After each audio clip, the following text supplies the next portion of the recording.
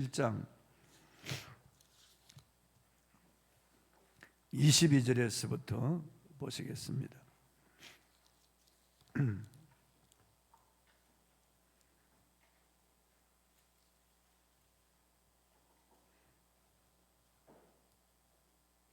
(22절에서부터) 25절까지 보겠습니다.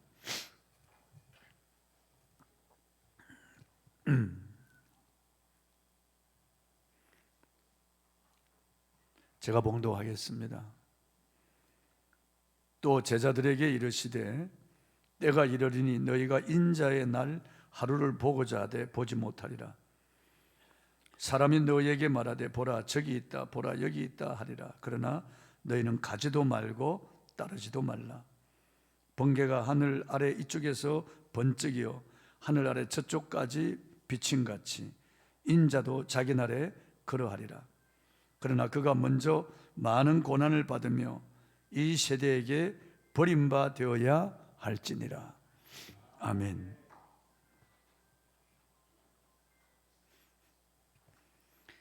예수 재림 번개와 같이라는 제목으로 오늘 말씀을 선포하겠습니다. 존 F 케네디 대통령에 취임하고 첫 번째로 백악관에 초청한 분이 빌리 그레엄 목사님이었습니다. 케네디 대통령은 빌리 그레엄 목사님에게 세계 역사가 어떤 판도로 변할 것입니까? 하고 물어보았습니다. 그때 빌리 그레엄 목사님이 세계 역사는 예수님의 재림을 향하여 흘러가고 있습니다. 그랬습니다. 여러분, 우리 주님이 재림하신다고 한 약속이 신약에만 318번 기록되어 있습니다. 기록된 그대로 천사장의 호령과 하나님의 나팔 소리가 천지를 진동할 때 예수님 영광 가운데 그의 천군 천사들과 함께 이 땅에 재림하실 것입니다. 그때 그리스도 안에서 죽은 자들이 먼저 부활의 몸을 입고 살아남아서 주님을 맞이하는 우리도 부활의 몸을 입고 공중에서 주님을 영접하게 될 것입니다. 그리고 우리는 영광스러운 몸으로 변화되어서 영원한 천국으로 들어가게 될 것입니다. 예수님께서는 믿는 자들이 부활의 몸을 입고 해와 같이 빛날 것이라고 약속하셨습니다. 얼마나 그 몸이 아름다우면 해와 같이 빛난다고 하셨을까요? 변화산에서 예수님의 옷과 몸이 변화되어서 눈부시고요 찬란해서 제자들이 황홀감에 사로잡혀 넋이 나갈 정도였으니까 성경은 우리의 낮은 몸을 자기 영광의 몸의 형체와 같이 변화시킬 것이라고 말씀하고 있습니다. 징그러운 송충이가 그게 탱자잎을 갉아먹으면서 기어다니다가 입에서 실을 빼서 꼬치가 되어 그 속에 들어가 있다가 아름다운 나비가 되어서 날아가듯이요.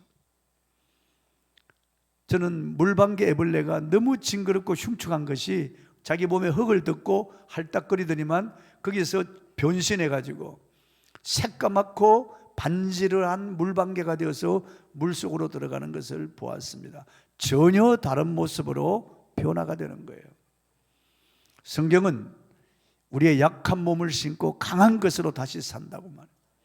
추한 것으로 신고 영광스러운 몸으로 다시 살고, 우리의 이 몸 썩을 몸으로 신고 썩지 않을 몸으로 다시 신고, 이 죽을 몸을 신고 죽지 않을 몸으로 다시 산다고 말씀하고 있습니다. 영광스러운 몸으로, 신령한 몸으로 우리가 변화될 것이라고 말씀하고 있습니다. 옥수수를 심으면 전혀 다른 모습으로 자라 올라갑니다. 콩을 심으면 콩과 전혀 다른 모습으로 자라 올라갑니다. 우리는 이 낮은 몸, 이 약한 몸, 이 추한 몸, 이 썩을 몸을 신고 땅속에 묻고 우린 신령한 몸, 영광스러운 몸으로 부활할 것입니다. 이 땅에 살아남아서 주님을 맞이하는 분들은 호련히 이 몸이 그 부활의 몸으로 변화됩니다. 그래서 젊고 큰 강건하고 너무 아름답고 찬란하고 해와 같이 빛나는 그 몸을 입고 우리는 새 하늘과 새 땅으로 들어가게 될 것입니다. 주님 재림하시는 그날입니다. 바로 그날 우리는 부활의 몸을 입게 되는 것입니다. 불신자들은 마지막 심판 때 그들은 고통당하기 위해서 부활하지만 우리는 그들이 부활하는 몸하고 전혀 다르게 우리는 예수 그리스도와 같이 변화되어서 영광의 몸으로 바뀌어져 들어가는 겁니다. 제자들은 예수님이 이 땅에서 메시아 왕국을 건설할 줄 알고 있었습니다. 그래서 자꾸 이 땅에 이런 관심을 가지고 예수님께 질문한 겁니다. 그런데 예수님께서 그들에게 재림에 대해서 지금 말씀하시는 겁니다. 재림은 하나님의 정하신 때라고 말씀하셨습니다. 본문 22절 보겠습니다. 또 제자들에게 이르시되 때가 이르리니 너희가 인자의 날 하루를 보고자 하되 보지 못하리라. 때는 바로 하나님이 정한 때, 예수님이 재림하시는 그 때를 말하는 겁니다. 인자의 날 하루를 보고자 하되 보지 못하리라. 왜냐하면 제자들은 그 전에 벌써 천국으로 갑니다. 그리고 주님과 함께 오죠. 이 땅에서 주님의 재림을 보지 못한다는 그런 말씀이에요. 예수님의 재림은 예수님이 십자가에 못 박혀 죽으시고 장사 지낸 바 되었다가 사흘 만에 부활하셔서 이 땅에 40일 동안 머물러 계시다가 하늘로 올라가셨다가 거기 아버지 보좌 우편에 앉으셔서 우리를 위하여 중보하시고 그리고 거처를 예배한 다음에 다시 우리를 데리러 오시는 거예요. 지금 예수님께서는 아버지 보좌 우편에 계시는 거예요. 이제 하나님 아버지만 아는 그 날과 그 시가 있습니다. 그때가 되면 지체 없이 주님이 오시는 겁니다. 범사에 하나님이 정한 기한이 있는 거죠. 본문 25절에 분명히 말씀하셨습니다. 읽어보겠습니다. 그러나 그가 먼저 많은 고난을 받으며 이 시대에게 버림받아야 할지니라. 예수께서 십자가의 고난에 대해서 말씀하셨습니다. 먼저 십자가 지고 우리 모든 죄를 다 대속하시고 부활하여 죽음을 이기시고 우리에게 의를 주시고 하늘에 올라가셨다가 다시 오신다는 겁니다. 예수님께서 40일 동안 부활 몸을 입고 이 땅에 머물러 계시면서 하나님 나라의 일을 말씀하신 후에 감난산에서 이제 하늘로 올라가시는데요, 예수님이 하늘로 올리우실 때 사람들이 예수님이 하늘로 올라가시는 것을 쳐다보고 있었습니다. 그때 흰옷 입은 두 천사가요, 그 사람들에게 갈릴리 사람들아 어찌하여 서서 하늘을 쳐다보느냐, 너희 가운데 하늘로 올리우신 이 예수는 하늘로 가심을 본 그대로 오시리라 하였느니라. 하늘로 가심을 본 그대로 오신다고 하셨습니다. 다른 사람의 이름으로 오지 않습니다. 다른 사람의 모습으로 오지 않습니다. 문성맨, 파태선, 이만희, 정명석이라든지 이런 안상옥이라든지 장길자 이런 사람의 이름으로 오지 않습니다. 요셉 스미스의 이름으로 오지 않습니다. 그 누구의 이름으로도 오지 않습니다. 예수의 이름 그대로 하늘로 올라가실 때 본 모습 그대로 오신다고 분명히 말씀하셨습니다.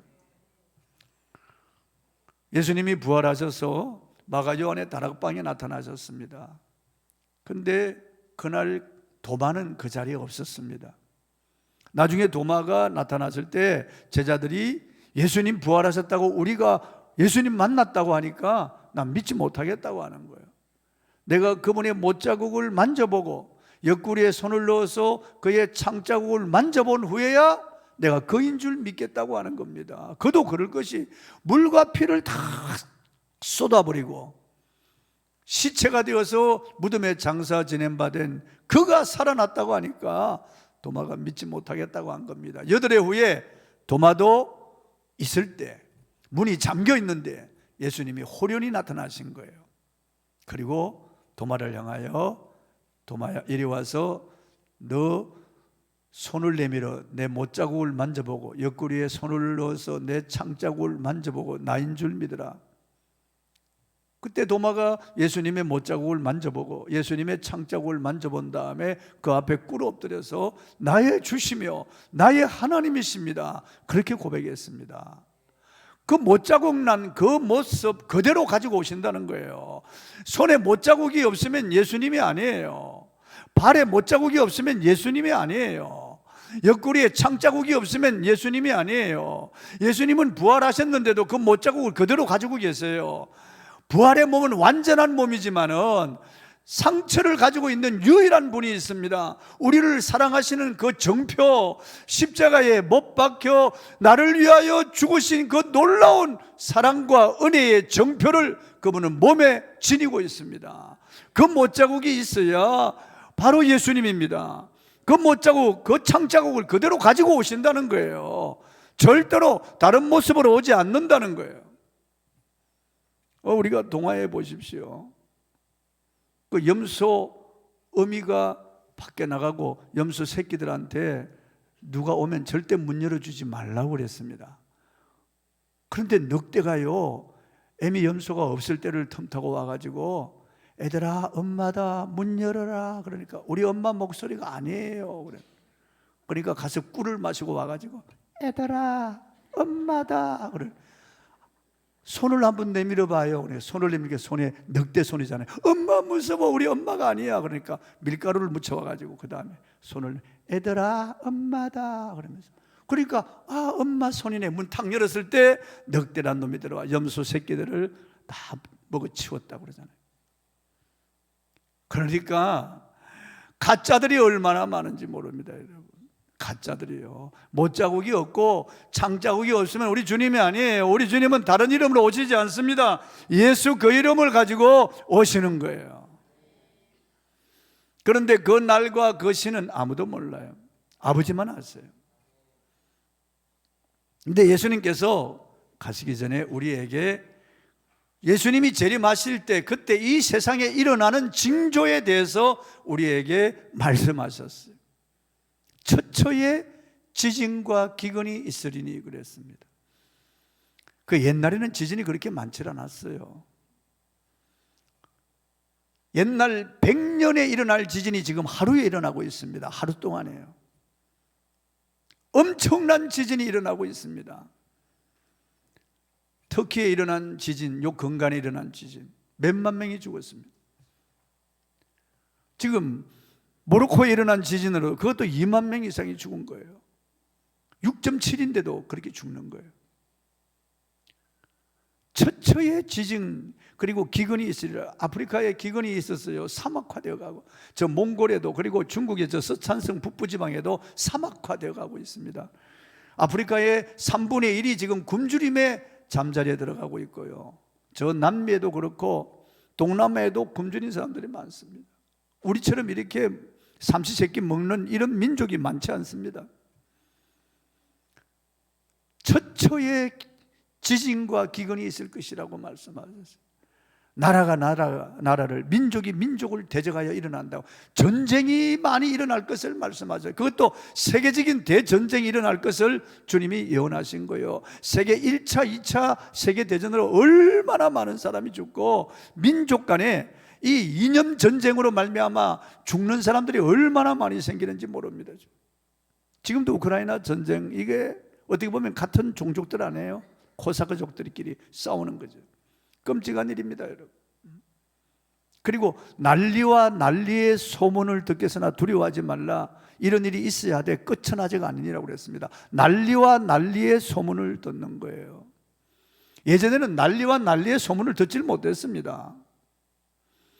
저쪽 마을에서 비적대가 와서 한 마을을 쓸어버려도 이쪽 마을에서는 몰라요. 교통이 없고 정보가 없으니까 오늘날처럼 이렇게 인터넷을 통해서 삽시간에 전 세계에 퍼지는 이런 세대가 없었단 말이에요. 그러니까 한쪽 구석에서 무슨 일이 일어나도 전혀 몰라요. 지진이 일어나도, 홍수가 일어나도 모른단 말이에요. 그런데 지금은 주님 말씀하신 대로 난리와 난리의 소문을 듣고 있습니다. 실시간으로 스마트폰을 통해서 보고 듣고 있는 거죠. 주님 말씀하신 바로 그때 난리와 난리의 소문을 듣고 있는 것입니다. 불법이 성행하여 사람들의 사랑이 식어지리라. 오늘처럼 이렇게 개인적이고 이기적인 이런 시대가 없었어요. 아주 사람들이 냉정해요. 아주 이기적이에요. 이웃이 없어요. 바로 한청 사이에도 주차 문제 때문에 죽이는 그런 시대예요. 아주 사람들이 냉정합니다. 살벌합니다. 불법이 성행하고 사랑이 식어지는 거예요. 그리고 예수님께서 말씀하셨습니다. 이 천국 복음이 모든 사람에게 증언되기 위하여 땅끝까지 전파되리니 그제야 끝이 오리라고 그랬습니다. 그때 12명에게 지금 하신 말씀이에요. 감난산에서. 그런데 이 천국 복음이 땅끝까지 전파되었습니다. 모든 민족에게 거의 다 전파되었어요. 저 남미 아마존 강 유역의 안데서 산맥에도 들어가고요, 저 아프리카, 중앙아프리카 콩고 오지에도 다 들어갔어요.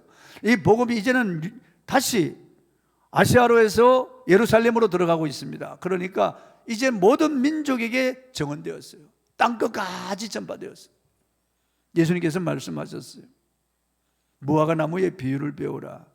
그 가지가 연하여지고 잎사귀를 내면 여름이 가까운 줄 아나니 너희가 이 모든 일을 보거든 인자가 곧 가까이 문 앞에 이른 줄 알라 그랬습니다. 이 모든 징조를 보거든 예수님이 문 앞에 와 있다고 하는 것을 알아야 된다고 하는 말이에요. 그리고 무화과 나무는 이스라엘에 국하거든요. 이스라엘이 독립되고 강성하여지는 것을 보면은 예수님의 재림이 임박했다고 하는 것을 알아야 된다고 말씀하시는 거예요. 1948년 와이즈만 박사를 중심으로 2000년 동안 나라 없이 세계에 흩어져서 유랑하던 민족이 나라를 다시 찾고 지금 부강하게 일어나고 그 가지가 연하여지고 잎사귀를 내고 있습니다. 엄청난 역사가 일어나고 있는 거죠. 예수님 말씀하신 모든 징조가 다 이루어진 것을 우리는 알 수가 있는 거예요. 제가 전에도 말씀드렸듯이 아버지가 외국으로 출장 가는데 아직까지 어린 이제 4살 된 아이는 날과 시를 모르잖아요. 그래 아버지가 애야 저 화단 저게 꽃이 보이지, 저게 나무도 있고 꽃도 있지, 저 꽃이 다 떨어질 거야. 그리고 눈이 내릴 거야. 그리고 다시 저기에 꽃이 피면 그때 아빠가 와. 알았어? 약속해. 그리고 아빠가 징조를 이야기를 하고 손가락을 걸었어요. 그리고 아빠가 외국으로 떠나갔습니다. 아들은 친구들하고 놀다가 들어와서 화단을 보는 거예요. 정말 꽃이 떨어졌네? 나무잎이 다 떨어졌네? 아빠 말씀하신 그대로 됐네?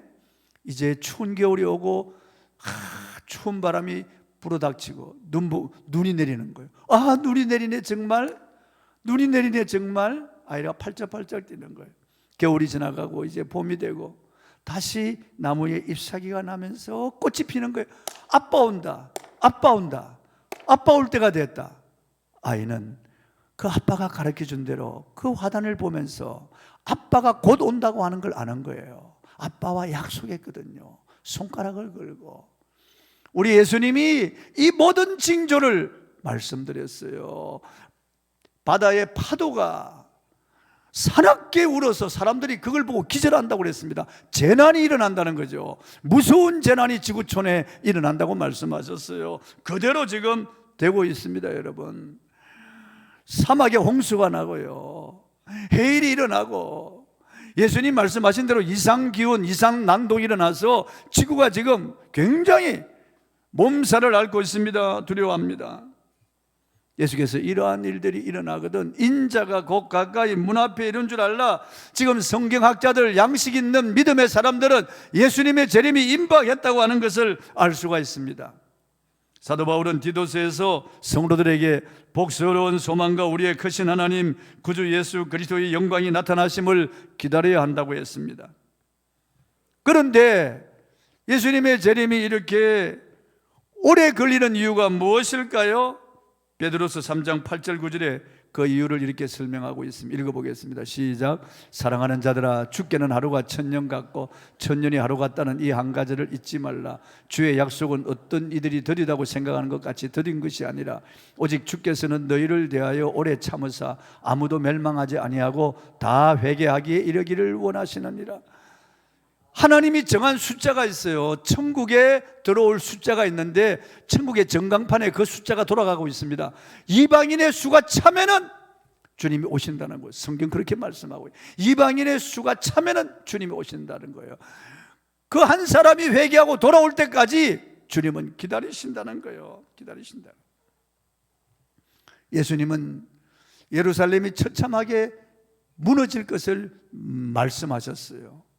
저 성전에 돌 하나도 돌 위에 남지 아니하고 다 무너질 것이라고 예수님께서 예언하셨습니다. 과연 예수님이 하늘로 올라가신 후 주 70년에 로마의 티토 장군이 군대를 이끌고 와서 예루살렘을 멸망시켰어요. 100만 명이 죽었습니다. 그날.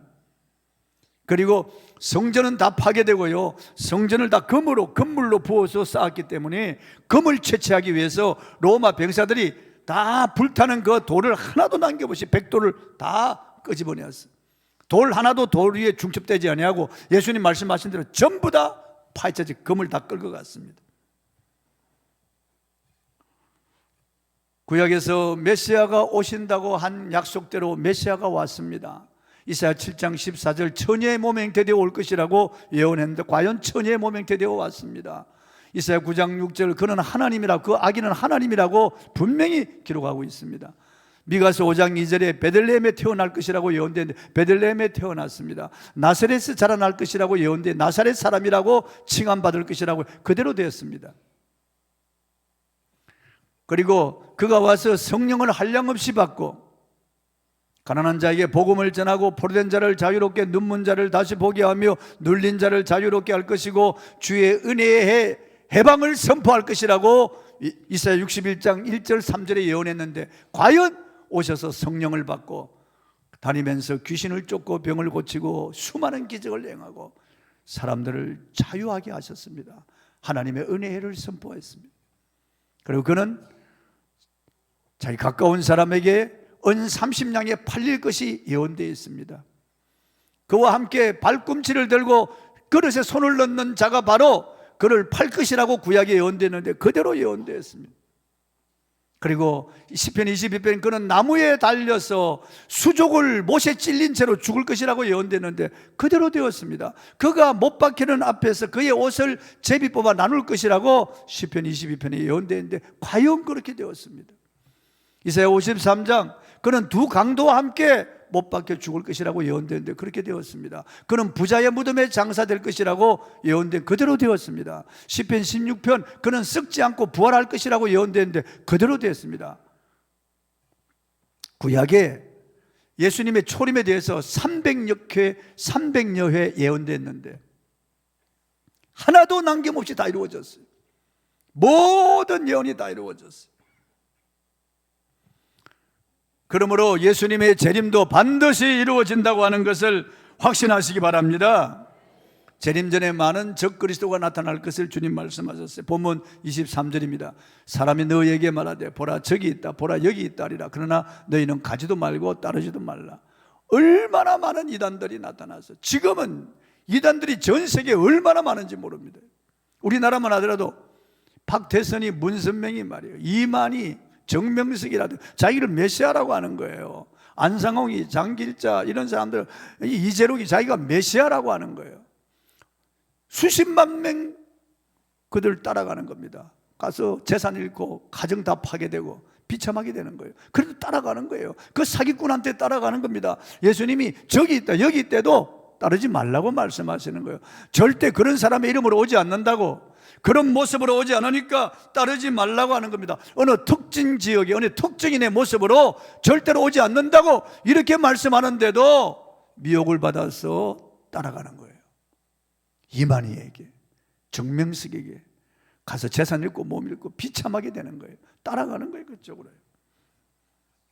못자국 난 그 손, 못자국 난 그 발, 못창자국 난 그 옆구리가 없으면은 예수 그리스도가 아니에요. 전 세계에 수많은 적그리스도가 나타났습니다. 미혹하는 일이 있습니다. 그러나 다 가짜예요, 여러분요. 오직 예수 그 이름으로 오십니다. 그 손에 못자국을 가지고 오십니다. 창자국을 가지고 오시는 거예요. 예수님 재림은 번개같이 임할 것이라고 했습니다. 본문 24절입니다. 번개가 하늘 아래 이쪽에서 번쩍이요 하늘 아래 저쪽까지 비침같이 인자도 자기 날에 그러하리라. 인자도 자기 날에 그러하리라. 여러분, 번개가 번쩍하기 전에 먹구름이 몰려옵니다. 대개 보면, 물론 마른 하늘에도 칠 때가 있어요. 그러나 대개 보면은 이제 먹구름이 몰려오고요, 구름이 부딪히면서 이 번개가 번쩍하는 거예요. 음극 양극이 서로 부딪히면서 번쩍 막 스파크가 일어나면서 번개가 번쩍이고 천둥 소리가 우르르 쾅 하고 나는 거예요. 번개가 번쩍이는 것을 사람이 막을 수가 없어요. 이 시대의 징조가 이루어지고 있는 것, 예수님의 재림을 인위적인 방법으로 막을 수가 없어요. 주님이 재림하실 때 그 누가 예수님의 재림을 막을 수가 있겠어요? 누가 번개가 치는 것을 막을 수가 있겠어요? 번개가 치기 전에 징조가 일어나듯이 예수님 오기 전에 징조가 일어나고, 번개가 동쪽 이편에서 서편까지 번쩍하고 비치듯이 예수님이 그렇게 재림한다는 거예요. 한순간 예수님이 재림합니다. 설마 하다가 그냥 싸는 거죠. 다 얼굴을 덮어 쓰고 비명을 지르고 사람들이 두려워서 어쩔 줄을 모르는 겁니다. 이미 늦었어요, 여러분. 그때는 회개가 안 돼요. 지금 회개해야 될 때요. 지금 우리가 믿음으로 무장해야 될 때요. 지금 기다려야 될 때입니다. 번개와 같이 임하는 겁니다, 여러분. 한순간에 임하는 겁니다. 뭐 하늘에 글이 써지거나 무슨 소리, 그러지 않습니다, 여러분. 한순간에 임하는 겁니다. 예수께서 처음 오실 때는 마국간에 소수의 무리가 보았습니다. 동방박사들, 그리고 베들레헴에 양치던 목동들, 그리고 시몬, 안나, 소수의 무리가 보았습니다. 그러나 예수님이 재림할 때는 전 세계적으로 다 보는 겁니다. 번쩍하고 번개치는 것을 다 보듯이 전 지구 안에 있는 사람들이 다 보는 겁니다. 예수님의 재림을요. 예수께서 태어나기 500년 전에 스가랴 선지자는 예수님이 재림할 때 격렬한 전쟁 중에 공중에 재림했다가 예루살렘 감난산에 그 발이 서실 것이라고 예언했습니다. 예루살렘은 러시아와 중국으로 예견되는 이런 강대한 연합국에 의해서 포위당할 것이고, 이스라엘은 거의 멸망 직전까지 갑니다. 그때 모든 희망이 사라질 것 같은 그때 예수님의 재림이 임한다고 했습니다. 하늘 영광 구름을 타고 천군 천사와 함께 예수님이 재림할 것이라고 했습니다. 그걸 유대인들이 보는 겁니다. 스가랴 12장 19절입니다. 읽어보겠습니다. 내가 다윗의 집과 예루살렘 주민에게 은총과 강구하는 심령을 부어주리니 그들이 그 찌른 바 그를 바라보고 그를 위하여 애통하기를 독자를 위하여 애통하듯 하며 그를 위하여 통곡하기를 장자를 위하여 통곡하듯 하리라. 지금 이스라엘 사람들은 예수님을 메시아로 믿지 않습니다. 이단으로 보는 거예요. 사생자로 보는 거예요, 예수님을요. 그런데 예수를 믿지 않습니다. 그런데 예루살렘이 위기에 쌓였을 때, 그때 공중에서 예수님이 재림하는 것을 그 유대인들, 이스라엘인들이 그걸 보면서 통곡한다는 거예요. 그들 조상들이 찌른 그분을 보는 겁니다. 바로 그들이 이단이라고 생각한 그분이 메시아라고 하는 것을 그때 알고 다 통곡한다는 겁니다. 그 못자국을 보면서 그들이 통곡하는 거예요. 그날에 주께서 감난산에 그 발이 감난산에 서실 것이라고 했습니다. 스가랴 13장 4절입니다. 그날에 그의 발이 예루살렘 앞 곧 동쪽 감난산에 서실 것이요 감난산은 그 한가운데가 동서로 갈라져 매우 큰 골짜기가 되어서 산 절반은 북으로 절반은 남으로 옮기고, 예수님의 발이 감난산에 섰을 때 감난산이 갈라져 버린다는 겁니다. 꽉 굉음과 함께 갈라져 나간다는 겁니다. 예수님이 하늘로 올라갈 때도 감난산에서 올라갔는데 다시 오실 때 공중 재림하시고 지상 재림할 때는 감난산에 그의 발이 닿고 감난산이 갈라져 버리고 만다는 겁니다. 그리고 예루살렘을 치러 온 중국과 러시아의 연합군은 멸망할 것이라고 성경은 예언하고 있습니다. 스가랴 14장 12절입니다. 예루살렘을 친 모든 백성에게 여호와께서 내리실 재앙은 이러하니 곧 섰을 때 그들의 살이 썩으며 그들의 눈동자가 눈구멍 속에서 썩으며 그들의 해가 입속에서 썩을 순식간에 전멸한다는 겁니다. 완전히 원자 폭탄이 터지면 전멸하잖아요. 어떤 화학탄이 터져버리면 전멸하잖아요. 막 썩어버리잖아요.